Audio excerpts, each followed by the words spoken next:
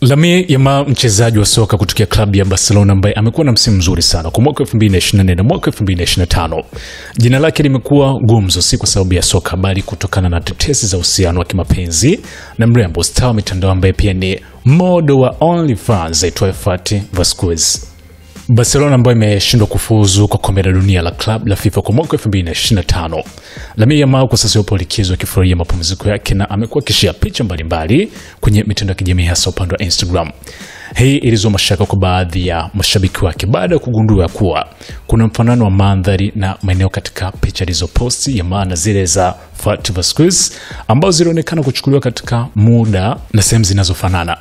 Tetesi hizo ziliongeza moto baada ya kugundulika kuwa Fati ana umri wa miaka 30 wakati huu wa sasa Yamal akiwa na umri wa miaka 17 tu. Tofauti ya umri imeweza kuwachukiza mashabiki wengi hadi iliyofikia hatua ya Fati kudai kuwa amekuwa akitishwa maisha na baadhi ya watu wasiopendezwa na uhusiano huo unaodaiwa kuwepo. Kupitia kwenye ukurasa wa Instagram, Fati Vasquez alijibu madai hayo kwa ujumbe mzito. Ni huzuni watu waliogubikwa na giza ndani yao hadi kufikia kumtakia mtu kifo bila hata kumjua. Kila mtu mwingine anachokichangia juu yangu kinaeleza zaidi kuhusu wao kuliko mimi. Mimi huchagua kuishi kwa kusudi la kukua na kuzungukwa na mwanga.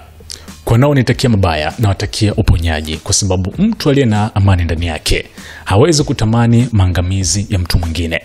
Katika taarifa iliyotolewa na mwandishi Javier De Hoyos alieleza kuwa amekuwa akipokea ushahidi tangu Jumapili unaoonyesha kwamba Fati na Yamal walikuwepo sehemu moja likizoni, akisema tumemwona Lamine kwenye boti ya Fati, tumeona akiwa kwenye helikopta moja, kuna ushahidi kadhaa.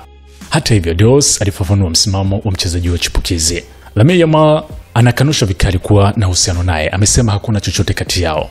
Yamal hakusafiri peke yake bali alikuwa na wachezaji wenzake wa Barcelona. Kuna uwezekano mkubwa kuwa Fati ana uhusiano na mchezaji mwingine wa Barca au rafiki mmoja wao.